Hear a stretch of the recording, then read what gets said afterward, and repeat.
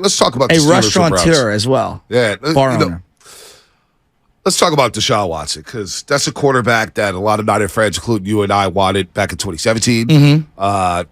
When the trade went down for Matthew Stafford, we all thought, boy, is DeShaun Watson available? And I believe he was available. And nobody has this on record. I don't know if it's true. I'm just going with my gut here. My gut tells me that the Niners were in on DeShaun Watson. When you give up that package for Trey Lance, that tells me you were in for big stakes. You were ready to pull a blockbuster. But they probably got intel on what was going on with DeShaun Watson. And DeShaun Watson had to miss that season. He was suspended for another season, and he got the fully guaranteed money from the Cleveland Browns. Last year, he was awful when he came back. Awful, just terrible. So far through 2 weeks, meh. Last night, look, the Steelers do have a good defense. I think their defense will be good. C.J. Watt and Highsmith are legit pass rushers, and they got after Watson. But something is off with him. Something is off, and he didn't look as athletic as he looked in Houston. His ball placement's not there. He's very inaccurate on deep balls. His whole pocket feel. I don't know. Maybe it's karma for what he's gone through or what he's done as a human being. I don't know. Well, but boy, that contract is not looking good right now. In baseball, we talk a lot about like the Brady Andersons, right? Guys will have one great year and then they regress back. It's actually more common than you think. Like Mike Yastrzemski had a monster year and now he's kind of regressed a little. And he's a good player, but he's not a great player. He's not a real all-star. I mean, there are hundreds of baseball players that this happens to. I don't know how much this happens in football at the quarterback position, but it sure feels like when I look at Russell Wilson and when I look at DeShaun Watson, I look at two players that clearly are not the same players that they were just a couple of years ago. Whether it's pocket feel, whether it's accuracy, whether it's just moving the sticks consistently, right? Evading the rush. Like neither guy, I'm talking about Russ and DeShaun, is like runner quarterback. Right. They're like scramble quarterback guy. But they also used to just make more plays consistently in structure, and I feel like both guys can't do that anymore. Yeah, no, they can't. They can't. And now they don't have Nick Chubb. They have a really good defense, but Nick Chubb, unfortunately, our prayers go up to him. It was a gruesome injury. When it happened, I was like, yeah, that's bad. I did not watch the replays, did not want to see the replays, didn't want to see the screenshots, didn't want to have anything to do with that. He's going to be out for the rest of the season. So now what does Cleveland do?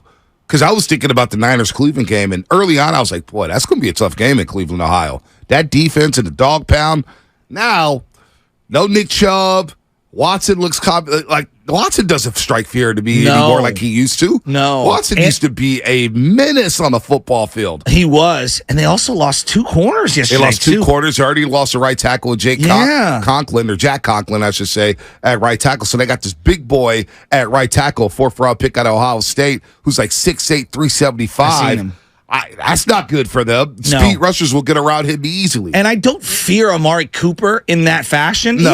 He's a solid player, but he doesn't strike. Like, Tyreek Hill strikes fear in me. No. On any play, he can go to the house. I just don't get that same feeling. Not that Amari's not productive. He is productive. He made a couple of nice catches, but he's just not that caliber of wide receiver. Yeah, Amari Cooper's not a number one. No. He's not a number. He wasn't even number one with the Raiders. Crabtree was that guy. You think so? Oh, I know so. I went to a lot of those games. Okay. Crabtree was that.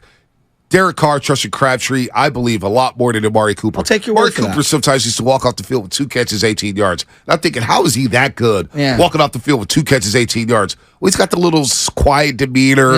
Doesn't like to demand the ball. Has the same type of body language. I don't know, man. Cleveland's going to regress. It looks like Baltimore's division to run with because, like, on the other side, let's face it, Kenny Pickett's not that guy. Kenny Pickett is... Oh, my gosh. Well, he's just, yuck.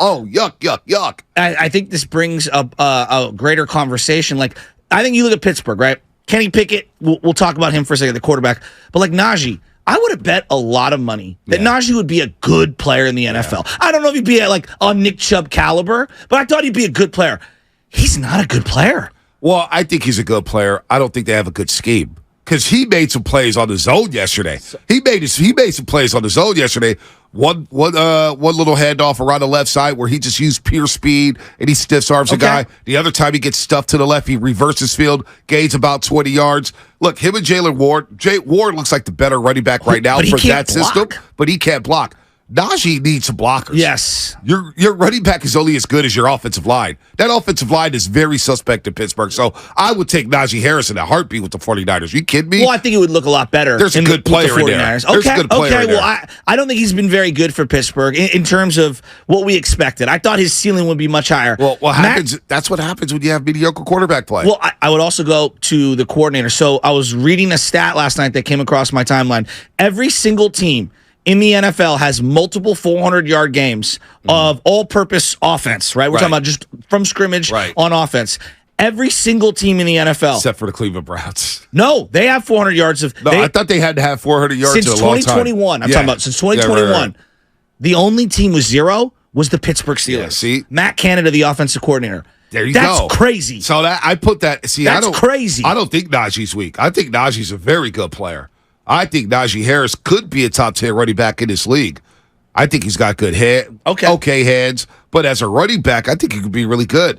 That offensive system stinks. Thank God that for George offense Pickens. is stuck. That offense is stuck in 1995 or something. Well, that I agree with. Right. Now, the DeShaun Watson thing, talking about guaranteed money, I guess...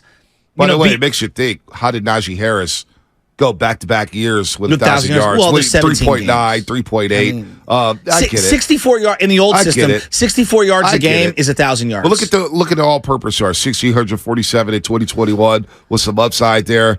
Last year, the production goes down because you go through Mitchell Trubisky, you go through Mason Rudolph, you go through Kenny Pickett. That's a running back's nightmare. When you have back quarterbacks like that, I'm sorry, I can't go on Najee like that. Well, I mean, but you saw a guy who was with Cincinnati last year, Ford, who ran for 100 yards last night after Chubb, and anyone could have had him. Like Cleveland, what with Cleveland, with Cleveland. So, but like my point being is that like I love running backs, elites. I would have traded a lot for a Nick Chubb type player. I love Nick Chubb. He goes down, and it felt like Cleveland's run game didn't skip a beat, right? And we'll see over a long period of time. I mean, I believe it's going to be hard to replace the production of Nick Chubb week in, week out. Right. For one game, it worked out for them. But getting back to the quarterbacks, $230 million they owe Deshaun Watson moving forward. I mean, the Russ contract has been getting laughed at. He is owed, Russ, $70 million less than Deshaun Watson. Joe Burrow is owed $220 million. Okay, and Burrow has not been good the first couple of weeks. Well, Burrow's got this calf injury, and it's affecting him. Jamar Chase said it again, where he's like, "I want Joe Burrow to sit out some games. We don't need him early in the season. We need him for later in the season." Well, Joe Burrow might not play, but next Monday night against the LA Rams. And if Joe Burrow doesn't play, you know who their backup is? No, Jake Browning from Washington. Jake Browning from Washington. That is your backup quarterback in Cincinnati. I haven't. And that's I wonder, a name I haven't heard. And so with that cap, I was listening to actually to Sean King. I forgot where I heard this from yesterday. I would have named 150 quarterbacks before I came to Jake Browning. Well, you know who used to be their backup since everybody made a big deal about it. Brandon Allen was Joe Burrow's backup, which makes him good. That's who your backup was in Cincinnati. It shows you how much they cared about Brandon Allen. Brown. How old is Jake Brown? I don't know. I got to look that up. I don't know. I have not heard that name in forever. Well, that's the backup quarterback. But you think about Joe Burrow, and I was listening to some quarterbacks yesterday talk about the drive leg. Yeah. His right leg, the drive leg. That's where he has a calf injury. That calf could be an Achilles at some point. It looks like it's hanging out by a thread. No. But, yeah, I know, on fantasy football purposes. But just for the player. Yeah. I want Cincinnati. They're one of the marquee teams in this league right now. They're a fun team with all those weapons that they have in T. Higgins, Jamar Chase, and, of course, Boyd in the slot. But he can't drive on that right leg, which is why they're not taking deep shots. And when they are taking some deep shots, he's 0 for 11 in downfield passing, 15 yards or more. So Joe Burrow's really struggling right now. He's compromised. He is compromised. But when you look at the quarterback play, last night was, I mean, Derek Carr may have been the best quarterback on Monday Night Football last night. He didn't look great. He didn't look great, but Bryce Young is throwing for 4.2 yards in a tipped. But they have no weapons in I was just going to say, there's two things, right? I think quarterback play is down in general, and I know we can have a conversation about that in a second. I do think quarterback play is down in general. But I look at the 49ers roster, we're night and day compared to some of these other. I feel like when I'm watching the Panthers, do they have less weapons than the 2017 Niners? I mean, Adam Thielen's their number one. Now, DJ Shark didn't play last night. I think he's okay. He's okay. He had the one breakout year his rookie year. Miles Sanders okay at running back. He's not bad. Out of Penn State. He looked good in the AFC Championship game. He ran all over the Niners. I don't love Frank Reich either. Yeah, I don't either. I don't like his play calling. It felt calling. very retread. Yeah, it was. And they should have probably just kept Steve Wilkes. I just, to be full disclosure, that division bores the hell out of me and has for many years. I kind of like that division. New Orleans. I do like Atlanta. Tampa. I know you do. I don't. Right? I like know Arthur you Smith. do. I don't. It bores the hell out of me. They're a tough team. That feels like I'm watching the JV version of the NFL. Well, Tampa Bay, you're not in on Baker Mayfield throwing to Mike Evans. They're 2-0. They play the Eagles next Monday night. Oh, great. Don't you root for the Bucs to beat the Eagles? I root for anybody to beat the Eagles. No, that I agree with. But I'll root for the Seahawks to beat the Eagles. That's how bad. That's how much I hate the Eagles right now. It doesn't feel like a remedial division a little. It just feels like a down division. Yeah, it feels like a division in transition. I feel like they've been in, and they've had teams pop up, and like Cam Newton had a great year, and Atlanta had a great year, and Tom Brady had a great year. Like it's had different winners step up and be very, very good. It's a boring division to me. Shark did play last night. Did he play last night? I don't remember a play last night. I thought he was out. If he was in, he was no factor. Jeez, but no, Derek Carr was the best quarterback on the field Monday Night Football, and that's bad when you're DeShaun Watson. Now, how much reps does DeShaun Watson need? I don't know, man. I don't know if he's ever going to be the same. Last year at the end, and I thought I gave him a grace period to like reacclimate himself to the NFL. I don't know, man. His whole aura feels off. So you brought up quarterback plays down in general, and I feel like we over and underrate quarterbacks week to week. We say this guy's a great guy. Like Joe Burrow is a perfect example for me. Okay, what do you mean? He's been hailed as a great quarterback for over a year and a half now. A year and a half without winning a playoff game. Wait a minute. I mean, not Joe Burrow, excuse me, Justin Herbert. Justin Herbert, excuse me. Justin Herbert, not Joe Burrow. Joe Burrow's fine. I put him in that upper echelon of quarterbacks. Yeah. Well, here's what Justin Herbert is the guy where I'm like, he's a great litmus test for, is he great or is he good? And everybody's like, oh, he's one of the best. Like 2 years ago, there was people in this market, professionals. Well, that's absurd. Saying that they would rather have Herbert than Patrick Mahomes. I watched Mike Tannenbaum last year. That's ridiculous. Last year, Mike Tannenbaum, which is why he's not a GM anymore. But, I take Herbert over Mahomes any day of the week. And this is live on ESPN. I'm thinking to myself, all right, what am I missing?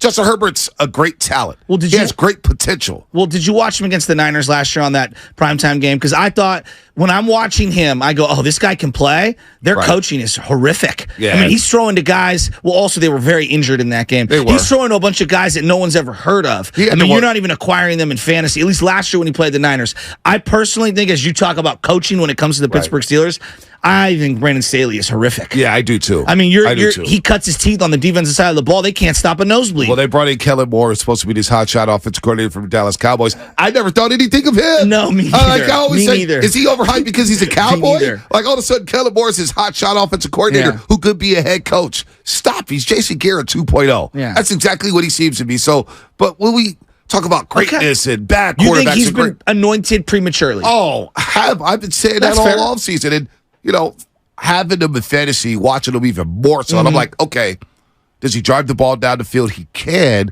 but he does a lot of little 5-yard stick routes, 5-yard comebacks, 5-yard slants. Now, I also don't think the wide receivers that they constructed around him benefits him. They already have Mike Williams and Keenan Allen. They go draft Quentin Johnson from TCU, who seems like it's pretty redundant to what you already have. Big possession receiver. Big possession receiver like Mike Williams. It's just a matter of time for Mike Williams goes down with an injury. Brandon Staley and Kellen Moore, I'm watching some of the Titans game. They're running Mike Williams on reverses. I'm like, Barry, you don't know your personnel. I don't know. But we anoint these quarterbacks. And so that's why I think when we talk about great ones, like Mahomes is clearly great.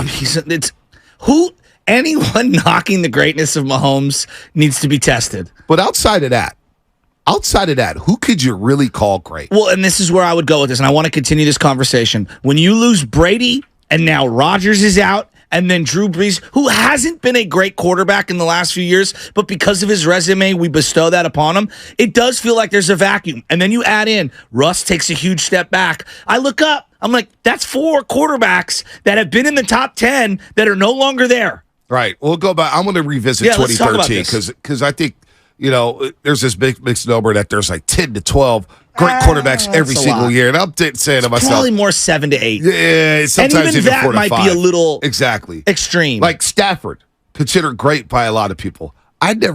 He's got a great arm, but is he a great player? To me, he's in that 8 to 12 zone. On days when he's great, he's in that top 8. When he's not, he drops down.